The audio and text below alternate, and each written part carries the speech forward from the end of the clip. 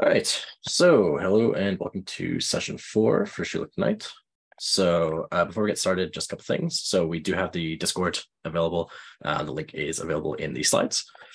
And check your email basically for the day, week, and group number. And then there's a command for you to be able to set which group you're in. So you can do group set and then whatever the day and your group number is from there. So for example, you could do group set Friday in 3 if you're in group 3, for example.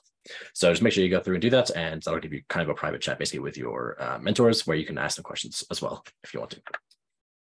You can also sign up for the private group channel in there with EmberBot. It's only guaranteed to be online during the session at a time.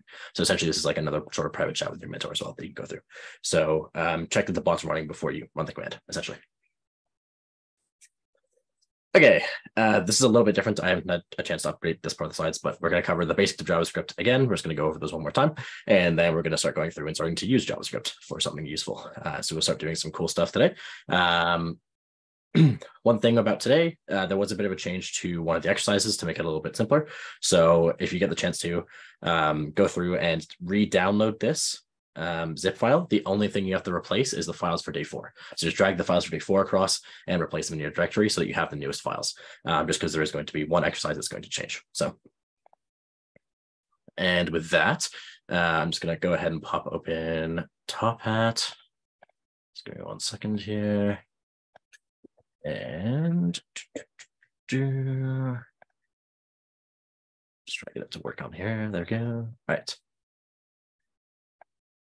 So the question is, what is the layout with this code? So we have the code there, and then we have, it looks like those are frozen. So I'll go ahead and just leave this one up. So you can answer A, B, or C for which of these you think is the correct answer. So I'll give you guys a chance to try that out. So the answer for this one's going to be B. So as you can see here, basically because these 3 are just columns, they'll always stay 3 width. So even as we get smaller, they'll permanently stay as being the sort of 3 column layout here. Whereas these ones are set up so that when you get smaller, they also get larger as you get smaller. So B would be the answer for this one. Okay. So many moons ago, we talked about JavaScript. And so just to review, JavaScript is the language that actually runs in the browser. So it's basically what allows us to do things, sort of like be able to update and change the page essentially as we're going through and doing stuff. So the basics syntax that we talked about last time. So we kind of have these curly braces instead of doing the indentation that you're used to in Python. So anytime that you want to make any of those sort of scope changes, you'd want to do it inside these curly braces instead of having sort of the indentation levels. The indentation doesn't really matter in JavaScript. The semicolons are optional, but depends on people's style. If you want to include them, you can. It basically means this is the end of the line. So if you want to do everything, if you want to do all of your functions on one line, because I don't know, you hate the person reading who's going to have to read it afterwards, you can, and you just put the semicolons on afterwards to say that those lines end. So up to you what you want to do, but you can go from there. So yeah, Python, like I said, uses indentation. So you can see here, if we have a function add and we have return a plus b, you can see here the same thing in here, except for it's squiggly braces. The indentation doesn't matter. None of the white spacing stuff matters. So just keep that in mind.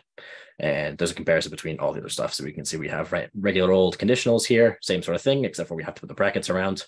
And then for getting through some of these for loops are a little bit more complicated. And so we'll talk about that in a little bit as well.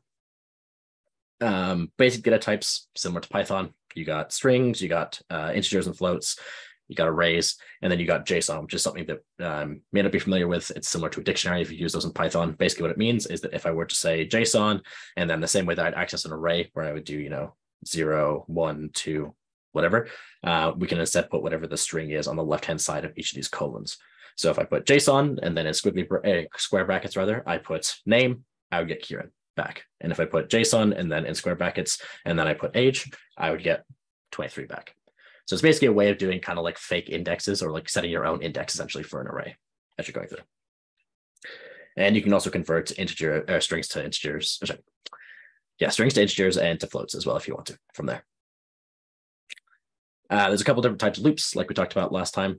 So there's this long one here, which does a whole bunch of comparisons inside here. So you start with an index starting from 0, and then you go until whatever this condition is in here, and then you say what you want to do at the end of each of these loops. So for example, we start with index of 0, and then we go until the index is no longer smaller than whatever the array size is. So in this case, we have 4 elements. So we basically go until index is equal to 4 in this case, and then we go ahead and we add to index each time. So it's a little bit more of a complicated way of writing it out, but luckily I think, yeah, we have it in here. Oh, this is something else actually. So that's one way of doing it. That's called the C style way of doing loops. And so that's a little bit, if that's a little bit weird to you, you can also just use while loops. While loops will do the exact same thing if you want to. You can do while I is less than or equal to the array.length, and then you can just keep adding to I if you want to from there. For each is more closely similar to what you find in Python, where you basically say for element of array. And in this case, what it would do is it would start with element inside here being equal to 1, and then on the next iteration, it would be equal to 2, then 3, then 4. So a little bit more closely to what Python does.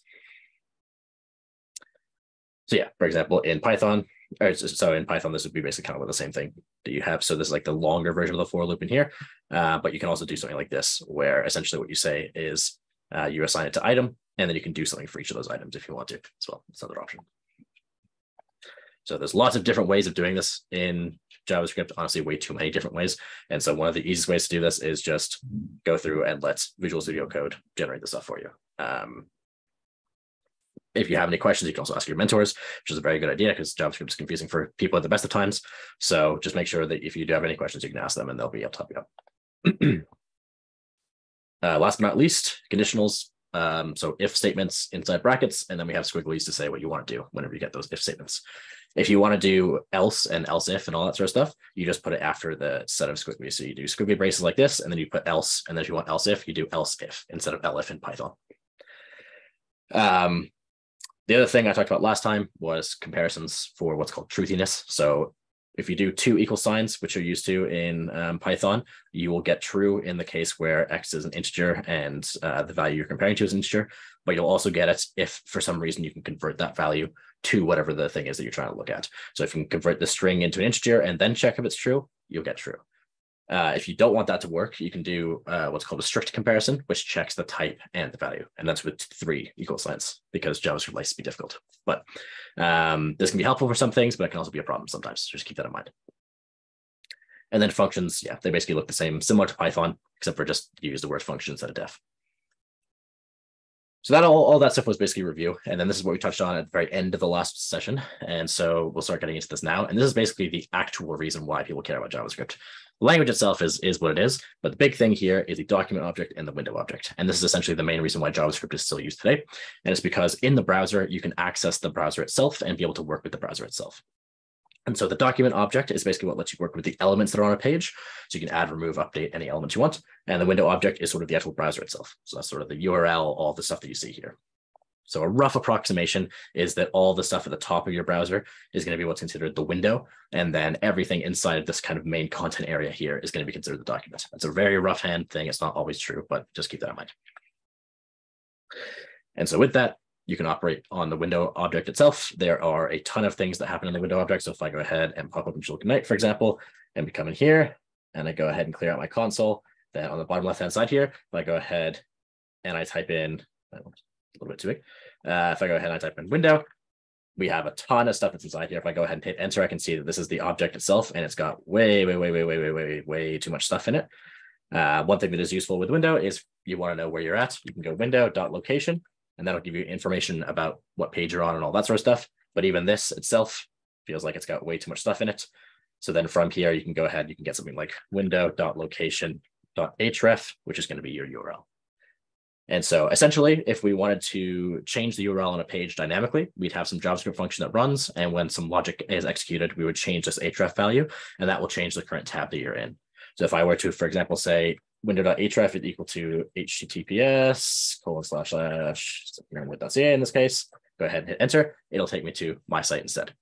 So any of this stuff, for the most part, when you're looking at it in the browser, is going to be essentially objects that you're manipulating, and those objects will make things happen. You can also get the height and width of windows if you need them. And there's a bunch of other stuff that's included in your browser, including databases and a ton of other things that you don't need to worry about. But if you're interested, information's there for you. So the other one is the DOM. So if this is something that people throw around a lot, you'll hear the word DOM thrown around a lot on a whole bunch of different websites. Essentially what this means is the document object model. Basically what it means is that when you're looking at kind of the HTML elements that we're using, each element is going to be its own object, and the page itself is considered a document object. So there's basically this kind of document object. I think there's a picture, it's further along. if you think about kind of your HTML, typically you'll have like a body and then you'll have the tags that are underneath it. You can kind of think of like the body or the HTML element or like the sort of an element that sits outside of your page that then wraps all of your other elements inside of it. And that's basically what the document object is. The document object contains information about your page, and then it wraps all of the other elements that you have inside your page inside that document object. And so the typical way that you go through and you modify stuff is you first start by finding whatever element you want to modify. So you can get information about certain elements by their ID, or you can get elements. So if you see an S in here, that means you're going to get an array back, and then you can pick which elements out of those you want. So classes, for example, are not unique. People can have multiple classes on different objects. Different elements can have those different classes. This should say tag name, not name here. So if you get an element by tag name, you can do it, for example, by div, h1, paragraph, whatever, loop through all of those, or you can do it by name. This only really matters for forms, but might be useful for you down the road. You will notice that ID has no S at the end here, and that's because, again, IDs, you're supposed to have one thing assigned to them. So only one thing should have title as its ID on the page. The handy thing about this is that you can find it immediately with this. And so this is why IDs are important when you're working with different elements, because if you have something that you need to be able to access the data for constantly, putting it in an ID is a super handy way of doing that. Also, if you have an ID, you don't even need to actually create any of these elements. So I think there's an example here. Yeah. So if I add headline here, for example, as the ID, I actually don't even have to search for it. I can just type in whatever the ID I typed in, and that will be the variable. It'll get created for me. So when I do headline.tagname, for example, I can just immediately access the information about this element without having to do anything, because the ID becomes the variable in JavaScript. So use IDs as much as you can, because it's a really easy way of getting stuff. So now that we've actually found an element, what can we actually do with it? Well, if we go ahead and, for example, we got an element by ID here, we have this title element right here.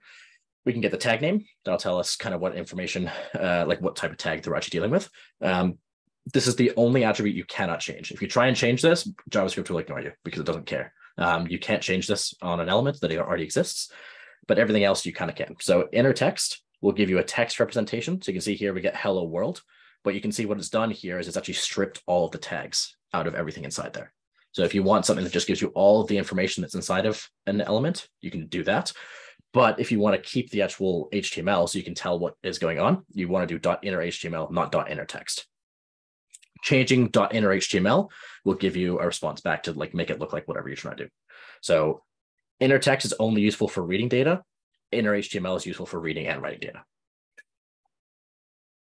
And then, yeah, if we're updating an element, for example, let's say we have this where we have hello world, I can go ahead, I can get the inner HTML and then set it to goodbye world. And then if I check again, it'll be now goodbye world instead. So always make changes through inner HTML.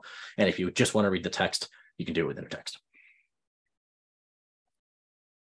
And so this is what I was talking about earlier. So you can imagine you kind of have your document object up here where we say doc type HTML. And then there's kind of this like tree is what we call in computer science of elements where they're all related to each other. And so the big thing about this is that everything is connected in JavaScript.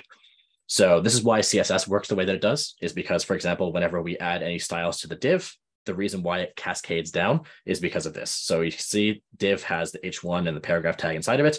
And you can see here, it kind of has the inside of it here. So there's a bunch of fancy terminology for this. The thing that's important about it, that really is the only thing that matters, is that you can go from one element to the next. And the reason why this is important is because sometimes you won't be able to create your own HTML. You'll be working with other people's HTML. And when that happens, people don't put IDs where you want them to. So let's say you have an ID and then you have like 4 other elements that are somewhere else on the page. Sometimes it's easier to find whatever the element is that has an ID and then go from that element to find another element. So if we're looking at something like this, for example, let's say we had an ID on this H1, but we actually needed this div. It might be easier to get this element because it has the ID on it and then get its parent is what it's called to get this div. And so to do that, we can go through and we can do, main text would be an element that has an ID, and then we can say like .parent element, for example. And we can go through and we can get all this information from there. Okay, so what we're going to try now is we're going to try actually running some JavaScript. So one cool thing about JavaScript is that you can actually run functions with buttons. So the way that this works is if I just go ahead and I open up Visual Studio Code, I think I don't have anything actually open, so I'll just go ahead and do it this way. So one cool thing that you can do is, let's say we have a button here, and I go ahead and I add an ID of like, actually, we don't need an ID for this. What you can do is you can say something like on click. And what this says is whenever somebody clicks something, I want you to run whatever I say here. And we can say equals, and then we can put some JavaScript in. So we can put our JavaScript directly in here, or we can have it call a function. So let's say we have some function called change text, like this. Now, if we go ahead and we add in a script tag, and we go ahead and we say function change text, like this, and then we do something in here, like console.log, and then some information, we can basically make it so that it can update whatever we're trying to do, and it'll run whenever people click this button. And so with that, what we're going to do is there's an exercise inside exercise and then button text starter. So that's under day 4. If you go inside there, so that says day 3, but it's day 4. If you go inside there, what we're going to try and do is we're going to take the hello world text that exists currently in there, and we're going to change it to goodbye world instead. So we'll give you guys a chance to try that out.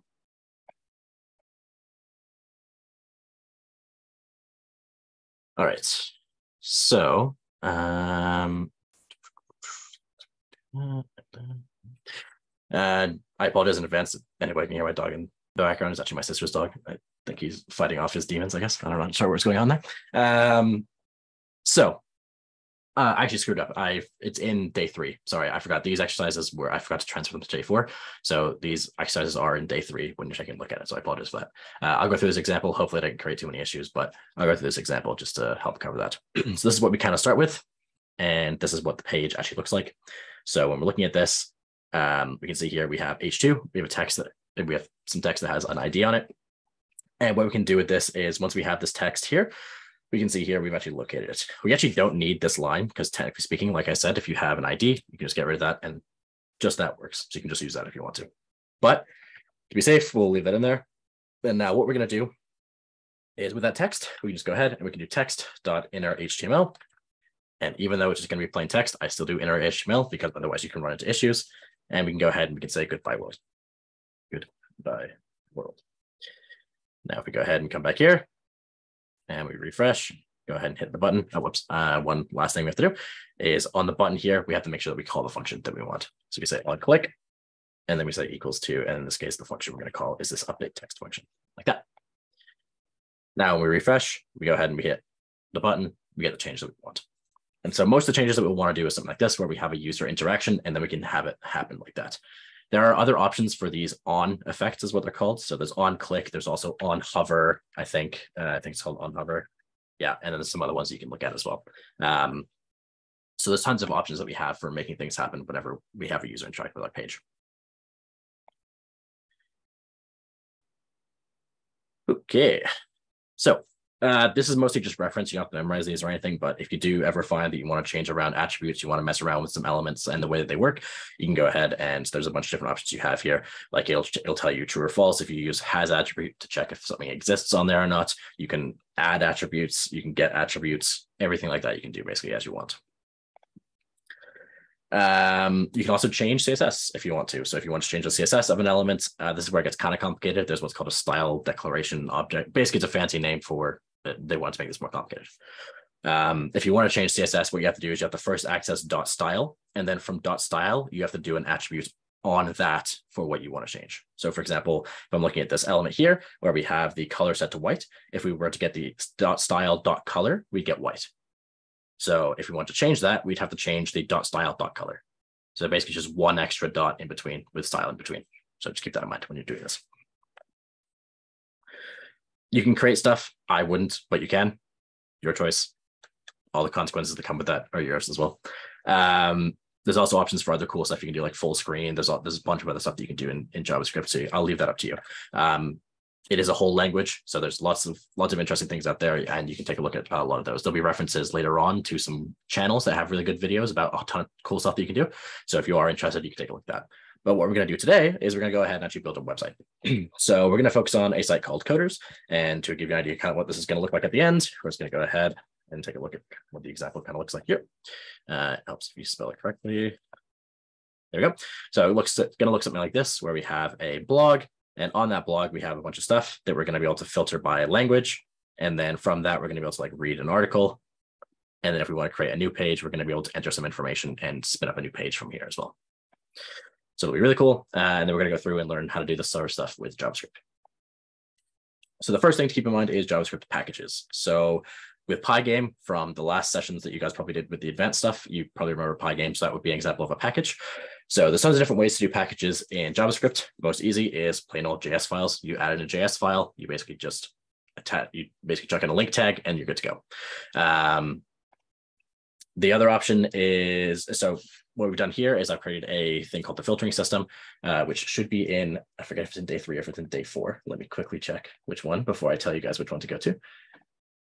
This one is at day 4, so we're good for this one. So the filtering system is going to be in the day 4 exercises here. So it's going to be called filtering.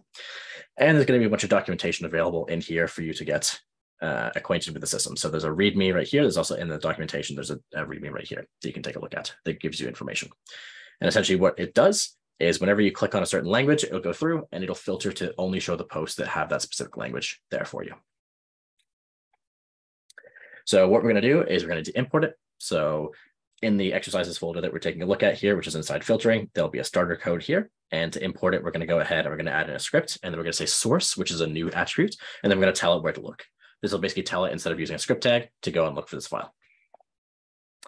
And then there's documentation available. So hopefully you guys can just go through and get a chance to read some of the documentation. If you are having troubles, you can also ask any of the mentors that you're currently in the room with for help.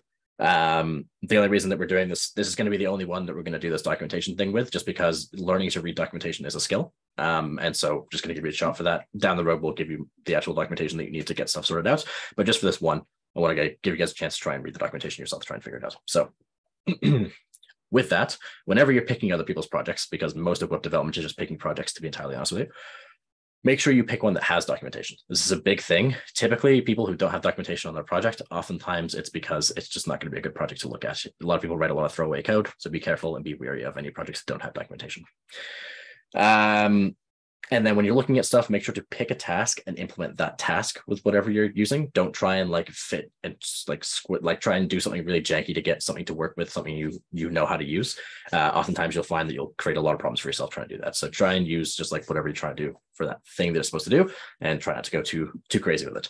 And also try and look at examples as much as you can. So now that we have that kind of background information, the starter code you can find under the exercises under filtering and then starter. And with this one, basically just going to go through and kind of try and do something like this, where we can see here we have different posts, and then we're going to go through and just filter them out and that list. So I'll give you guys a chance to try that out. So we're resuming the recording. Okay. So if you pop open that document that's in there, one of the biggest things that you can see in here is that there's kind of some examples. And so these examples, we have kind of these filters that have some information here. And then we have the posts themselves, which has something that kind of matches right here. And so without kind of knowing anything about it, we could copy and paste this and mess around with it and do all that sort of stuff. The long and short is what it's doing is that whenever you click on any of these like C or Rust, and I apologize, this is the more difficult one of all of the exercises. Usually this one's further down. Essentially what happens is that this data filter, it's going to look for anything that has post at the class. And it's going to look for anything that has a data filter that matches whatever you clicked. That's basically what it's going to do. So if we take a look at the examples, there's kind of 3 main steps. So the first step is to bring in filtering.js. So you can see here, we import it at the bottom here. After we have it imported, what we're going to want to do is going to go ahead and add in the data filters that we need. So each of these posts had in brackets kind of like the language that you want to use. So when we're taking a look at Python, for example, we have the data filter for Python here. So we just go ahead and add in all these different data filters the same way that we saw in the examples. So essentially we can just copy and paste all this, or we can just copy paste it from here, just like that. And so once we have that, all we're going to want to do is we had to add these data filters to the posts. So before, previously, you'd find the post just kind of look like this. So all I did is I just added in those data filters. And you can see here, I've collapsed them because there's a lot of text in here. So I've collapsed these down. So basically each of these post divs, we just add in the data filter. And if we come back to here, we can now see that this does work how it's supposed to. Okay, so the big thing with that is take a look for examples. Oftentimes you can save yourself a lot of time by looking for examples. So try and find those as much as you can in documentation. Okay, so now that we kind of have packages that we can import, the question is, how do we actually manage them? There's a ton of these that exist in different languages, pip and Python, a ton of other ones. The main one that most people tend to use in JavaScript is called NPM. NPM is great, but it has a lot of problems. So we're not going to be using it for this for these sessions. If you are interested, we have sort of some information down here. And so one of the problems with NPM that you run into is that some of this NPM actually has a server behind it called Node. And so some of the packages that you'll see online will need the Node server and some of them won't. The ones that won't, you don't have to have anything running to be able to run them. The ones that do, you have to run NPM in order to get them to work. So just be careful when you're looking online for different packages. But the ones that don't, you can use what's called a CDN. And so basically this is a glorified word for essentially, I'm going to put some code on a server somewhere, and then that code, I'm going to ask my code to read it from that server. So basically you're downloading the file and then running it on the person's computer instead of having it saved locally. It just saves you some time. And sometimes these are faster than trying to download it from whatever server you're trying to serve your actual website from. And so, yeah, basically why we use these, they're faster. Oftentimes they're more secure. There's a ton of good reasons for it. We do have an actual post if you're interested about sort of data security considerations and a bunch of other stuff, if you're interested on there. But essentially, the thing that we actually care about is trying to actually use these in some actual code. So what we're going to do is we're going to try going through a couple of different packages, use them for different things, and then build out that website that we saw at the beginning. So tons of ways to learn about how libraries work. The docs, YouTube videos, blog posts, ChatGPT, although that one be careful with because sometimes it gets wrong information. But essentially any of these are good ways of learning about different packages, and going to the actual like repository for the code itself and looking through their documentation is a good way to do it as well. The first thing we're going to look at is what's called highlight.js, which is basically a fancy thing that shows you syntax highlighting like you see in your editor, but on a web page. We use this a lot in the on the Shulker Knight blog, for example. So the question is, why not use just plain JS? If you can see here, there's lots of different colors for different things, and that's because it's essentially reading the code as if it was code and then updating it how it would in your editor. Your editor is actually a little bit more complicated than just changing the colors. It's checking what the actual stuff that you're doing means and then assigning colors based on that. So this is too complicated to do just with regular CSS, which is why we do it with JavaScript. So mostly we're going to be looking through the highlight.js docs. That's going to be the main thing that we're going to be using, which they've actually now changed, which is great because I didn't know that. But essentially, the main thing that we're going to be doing is we're going to be loading through just the basic examples and following along with that. So the first thing we have to do is to install it on a page. If we go to the documentation, there is a usage section, and in that usage section, there is information about where to bring it in. This is actually using, there we go. You can actually just literally copy and paste this if you want. It's basically exactly what we kind of did. And this is basically just how you actually get it to work. So essentially, we download the packages, we download the CSS that we're going to need, we download the JavaScript that we're going to need, and then we download additional languages if we need them. And then we go ahead and we run highlight all, which actually goes through and then highlights the stuff for us. And that's basically how it works. To add code, we add what's called a pre tag here, which basically just means don't do any special processing on this text, leave it exactly how it is. And then we add in a code class, and then we say, a code element, and then we just say class language dash whatever the language name is. So if we were doing JavaScript, we would do language dash JavaScript. Here we're doing language dash Python in this example. And then highlight.js will go through and it'll highlight all those for us. And so once we have everything kind of in there, we have to make sure to call this highlight all function, which is part of that example that we saw down here, where we just basically say highlight all. And that's basically what tells it to run and start up. So one thing that we're going to run into a lot is escaping. For HTML in particular, you have to do what's called escaping. What this means is that we can see here we have this greater than and less than sign. In HTML, this means something. And because we're writing our web pages in HTML, HTML can't tell when you're trying to write HTML versus when you're trying to write text. So what you have to do is you have to use something different in order to tell it that you want this to be read as text as opposed to HTML. So for the brackets here, you do and then LT, which means less than, and then semicolon. And then for the bracket here, you do and then GT for greater than, and then semicolon.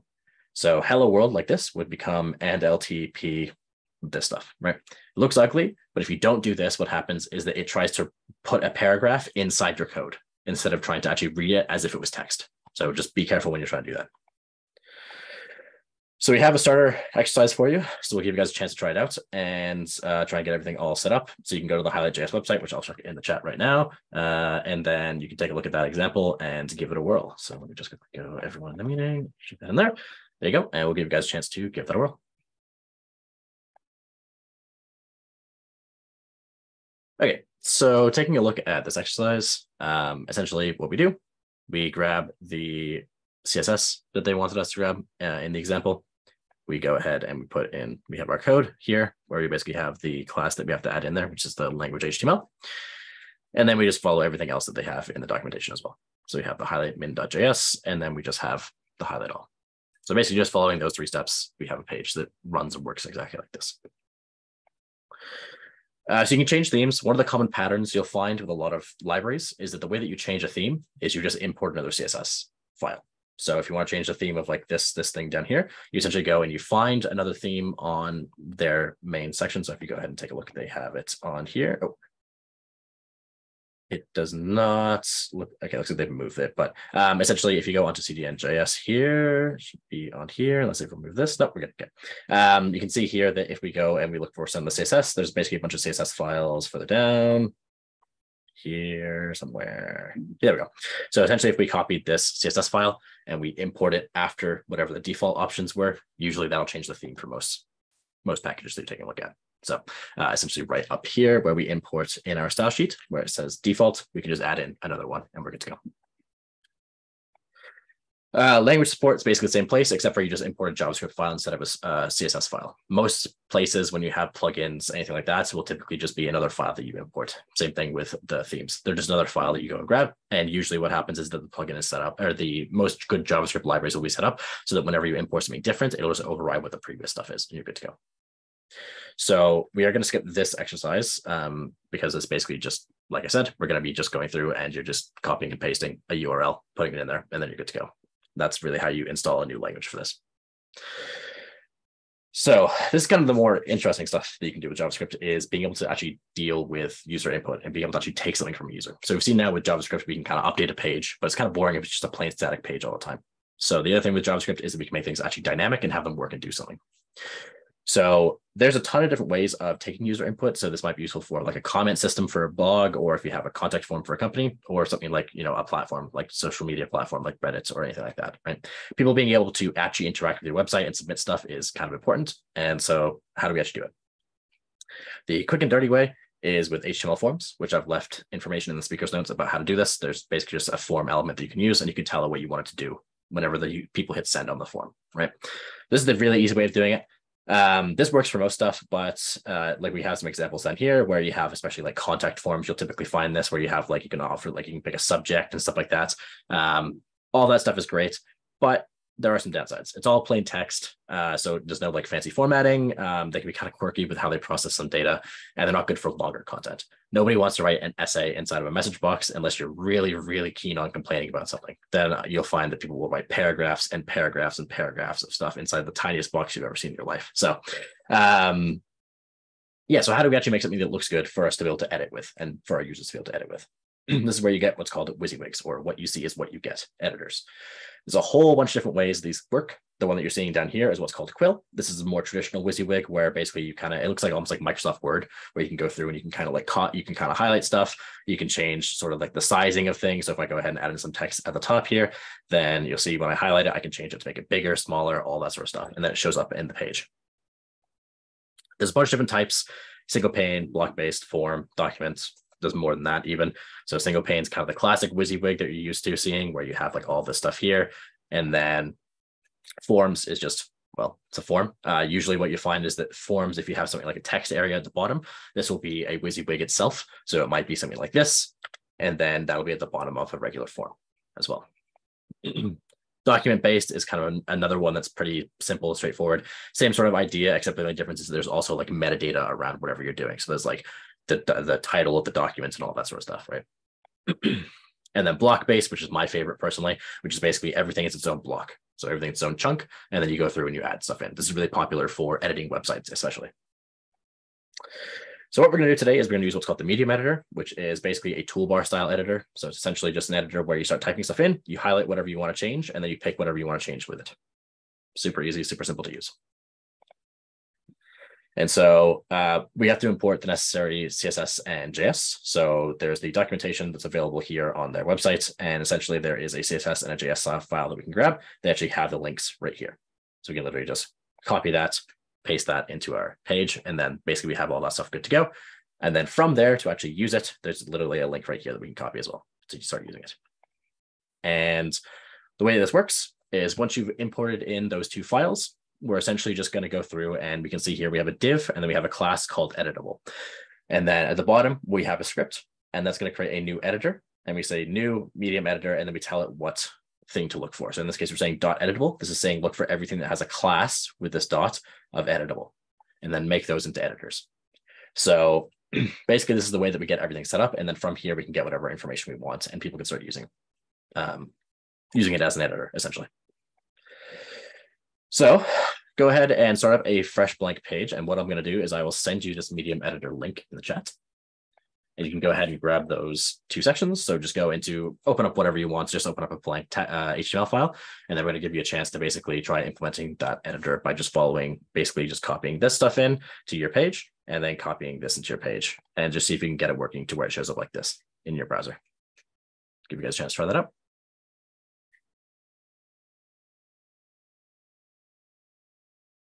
Start recording. So yeah, basically for this one, again, same sort of thing. We just basically go through and we can copy the example. Whoops, I have too many pages open. We just basically copy this and copy that, and we get kind of the start of what this looks like. So essentially in here, we just have a div with a class of editable that I've got to close like that. And then if we come into here, we kind of have this blank page, and up in the top corner here, we have the editor that we can start typing with. So most sort of projects that you run into will have something like this, where you're essentially just importing in a couple of files and then getting it set up from there. There might be initialization steps, stuff like that. And so with this package, we can actually customize our editor in a couple of different ways. We can modify the toolbar, we can set up a theme, and we can add some plugins if we want to. So this is a common pattern that you'll also see quite often, which is that creating JSON objects as sort of a configuration option.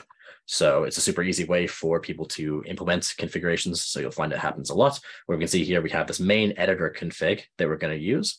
And then inside that, we're assigning this toolbar config, which is another JSON object. So essentially this key here of toolbar goes to this JSON object. And so these two are basically inside of each other. And then when we create the editor, we pass it the configuration and it's all set up for us. This is how a lot of things work when you deal with JavaScript, is basically you're creating kind of these JSON objects that have a bunch of information in them about how you want things to work. And then you pass it off to the JavaScript, which then implements those features for you. Themes, the exact same as sort of other theme systems I was talking about. You go and find the CSS you want on their GitHub. You go ahead and you add it into the page. It's good to go. It just applies the theme, basically. CSS goes top to bottom when it's reading. So things that are style sheets that are below other style sheets in the system will actually load up faster. So if it will load up afterwards. So if you have this main sort of CSS stuff here, and then you import a theme like this Bootstrap theme after it, it will apply afterwards. Just reads it top to bottom. So it gets basically better precedence, and it replaces all the values that are in this. Plugins and extensions are exactly the same. In this case, the plugin system, the way that it works is you grab the JavaScript and the CSS that you need for the plugin, and then you just go through and you add it into your extensions configuration that you also add to your config. So we're not going to mess around too much with this, but if you are interested, this is the steps that you'd follow. A lot of JavaScript systems will work very similarly. You essentially just build up this kind of object, JSON object, and then you go ahead and you pass it in, and it configures whatever you're working with for you. And so relying on other people's code does kind of suck. One of the main reasons that you'll find is that JavaScript itself is really popular. And so there's tons of people who will build stuff and then just kind of let it go to waste. So that last plugin that I just showed you, which is here, is a medium editor table, which lets you kind of see tables and be able to edit tables. It's a really cool plugin, and it's completely broken. So that previous example that I showed you, while it's correct, all the code's correct, it doesn't work. And this is one of the things that you'll find a lot with JavaScript, is that when you're grabbing stuff from other people, you'll find this thing. It works really well. It's really cool. You'll see later on why I suggested using medium editor, because it's really easy to use. But there'll be other problems with it. Like, for example, other people who've done a bunch of stuff that now no longer works. So be careful when you're picking packages. Make sure that you have a couple in mind and that you test them out doing kind of the basics of what you want to do. So with editors, pick an editor, try it, throw in a couple of plugins, make sure some stuff works, and then go from there. So just be careful when you're going through and picking code, essentially. And so this is why I love Medium Editor, is because you literally just do this to get the code. And so if you want to get the stuff that's inside, everything that's inside the actual Medium Editor when we're looking at it, so like all this text is inside here, all this stuff is just HTML. So when we say get content, we just get back the HTML that was inside of it, essentially.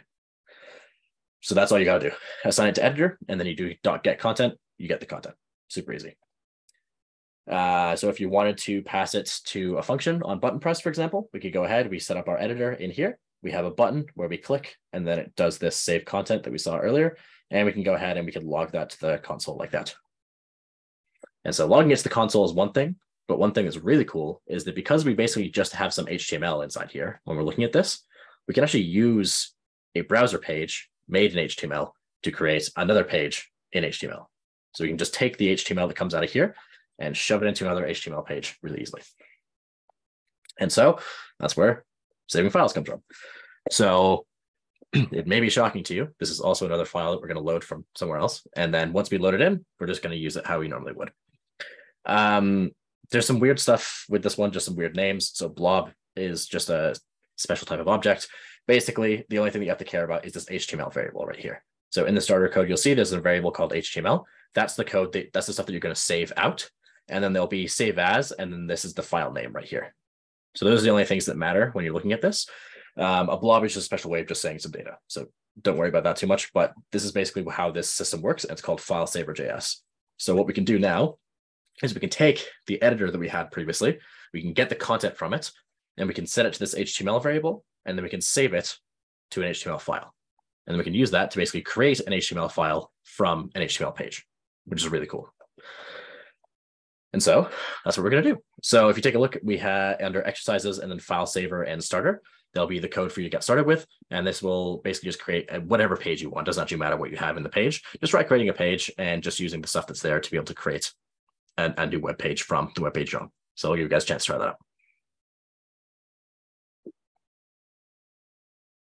Okay. So basically with that exercise, now that we can kind of save files, the coolest thing that we can do is we can then do, since it's just a string that you're saving at the end of the day, we can make the strings whatever we want. So in JavaScript, if you use a backtick instead of using, so that's in the top left of your keyboard, just underneath where the escape key is. It's also called a grave sometimes. Basically this thing right here, this lets you do multiple lines, but it also lets you take variables that you have and stuff them into the string as well. So you can see here, we have this kind of title variable, and we can put it inside of here by just doing a $, and then we put the squiggly braces and then whatever the variable name is. So in this case, if we have title, we have some sort of a name for our page here, and then we get the user HTML from our editor, we could put that inside here. And with that, we can literally build whatever page we want. So a more, a bit fancier of a way of doing this that we can see. So this is, if we go to in here again, so if we go back to Coder, go back to credit page, this is using a different editor, but the same idea. So we can go ahead and put all this stuff in here. And when we save this page now, we can actually basically create a full page out of this if we already have a design. So any designs that we use, we can now use to create more designs and more pages. This is a lot of editors that you see online for how to build like websites and stuff like that will actually use the same sort of principle where you basically have a string and then you put other strings inside strings, and then it's all strings all the way down basically. And this is really powerful, and it's a really useful tool for doing whatever you want with it essentially. And the code for this is also available in the speaker's notes as usual. Okay, so there is some problems with HTML generation. So as you saw before with the and, LT, and GT stuff that we saw before, there are some problems because it's not a perfect system, but there are some other issues that we can run into as well. So one of them is called sanitization. This basically makes sure that you can, the thing that we saw before where you can do the greater than, less than stuff, there's some links here if you're interested, is actually dangerous. And so the reason that it's dangerous is because, let's say, for example, you have a comment website where people can type in some sort of a comment and they type it in HTML and then it saves to the page and now they can have a nicely formatted comment, right? Sounds cool. So this example that we have inside example/vulnerable.html is just a very common one. Basically, the long and short of it, where is the actual HTML I'm looking for? Because this one's very small. Let me see if I can make this bigger. Essentially, what we're typing in is something like this, where we have, I'll just do it this way, image, and then we say source, and this could be any URL, and then we say on error, which is another one of those things I was talking about before, where you can say like on hover, on whatever. What this does is it tries to load this URL. This URL doesn't exist, and then on error, we can make it run JavaScript. So let's say, for example, that we leave a comment on some news site somewhere, we try and leave that usually people can embed pictures into. We go ahead, we force an error to happen by doing this, by breaking it, and then we can run whatever we want. So let's say, for example, somebody stored their password in a variable called password. We can just say like password, and then we can just go ahead and like send it to ourselves on our server somewhere, right? So This kind of sucks. It's really annoying, and it happens to a lot of companies. There's actually entire companies that have lost their company because of doing this. Twitter had a subsidiary called TweetDeck that had a problem like this that actually cost them enough money they ended up having to shut down. So you want to be really careful with it. Long and short of it is that there's a ton of packages out there that will just do this stuff for you. It'll make sure to avoid any of these bugs for you. They're called sanitizers. So one of them is called DOM Purify that you can Google after this. But basically, don't ever let somebody type anything in that isn't sanitized. Users are awful people. That's the thing you got to remember. Users are awful people, and they will do whatever they want. So just be very careful with this stuff whenever you're taking in somebody's information, especially, and just make sure that you have coverage in place to avoid having problems like this. And so there's tons of packages out there in JavaScript that you can go through. The approach that we took today with import, initialize, and then start using whatever you're trying to do is how most of them tend to work. Here are some ones if you're interested in visualizations. There's some stuff for building games. There's tons of stuff in the web. And so with all of that, that was probably a lot. That was basically our kind of blazingly fast sort of like shoot through JavaScript there. What I want to cover next is just kind of how sites differ. So one of the things that we just looked at is what's called the front end. So everything that we've done up until this point is what would be considered the front end. It's what happens when a page loads and then like it's what the user sees. So everything that we've covered so far is all what's considered front end essentially. There's another thing called the back end. And basically this is a system that actually delivers your front end most of the time. So obviously when I go to like my website, for example, like herewith.ca, or if I go to Shulk Ignite, or if I go to any of these places, obviously I don't have to download an HTML file and then open it first. So the question is, how does that stuff all work? How does it actually get the information to me? How do I save information on websites like Facebook? How do I do all this stuff? That is all handled by the backend. And so the front end tends to be what we call the client side stuff. So the stuff that loads on the person who's actually looking for the web page. And then the backend is essentially the stuff that happens on the server, which is the device that actually runs and processes all the data and does all that stuff for you consistently. So that's all the databases, the networking, everything like that, right? The reality is this is a little bit more complicated these days, especially. There are no rules in computer science, but people will break them if there are rules just to prove a point. So it gets a little bit more complicated than that. But that's the basics of how we're going to talk about it in the rest of the sessions. So the back end is going to be the stuff that kind of does the data processing and does all the management and all the sort of stuff like that. And then the front end is going to be what the person sees, what they interact with, all that sort of stuff. So JavaScript tends to live in the front end land. Back end land tends to be, it can be any sort of language that you want, but essentially for the back end. And so, for example, on the front end, you might have UI, animations, any of the sort of stuff that's saved in your browser whenever you go between pages, stuff like that, loading new data, all that. And then the back end would be something like storage, authentication, serving pages over a network, or any sort of like more complex processing like Google search. Obviously, Google's not going to make you search through the billions of documents that they have on their server themselves in the browser. So what they do instead is you fire off a request, and then it comes back to you with the information that you need to be able to load it on the page. And so, yeah, this is all a rule of thumb and stuff like that. And so with that, there's essentially different ways of developing a site. And there's basically a ton of different categories. And what we're going to talk about next time is going to be those different categories and how we can use a little bit of different categories. So everything that we've done so far is what's called a static site, which basically means we have a bunch of files, throw a bunch of files together, and then everything's all good to go. We're going to talk about a couple different other ways of doing websites as well throughout the rest of the sessions. And then we're also going to later on, we're going to learn how to break into some backends, which will be really fun. So yeah, like I said, the one that we're talking about right now that we've covered so far is static sites. Honestly, if you know static sites, you can do most things that you need to. Most of my websites tend to be static sites, to be honest with you, because a lot of the times you don't need anything else fancier. They're often cheap, usually free to host. So you can have servers that'll host them for you for free.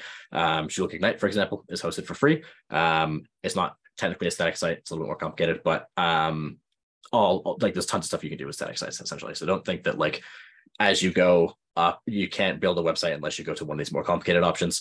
Static sites work fine for a ton of stuff. And so what we're going to look at next is what's called a static site generator, which is kind of an in-between step between running a server all the time and having static files. It basically lets you run a server when you need to generate changes. And then besides that, it runs statically.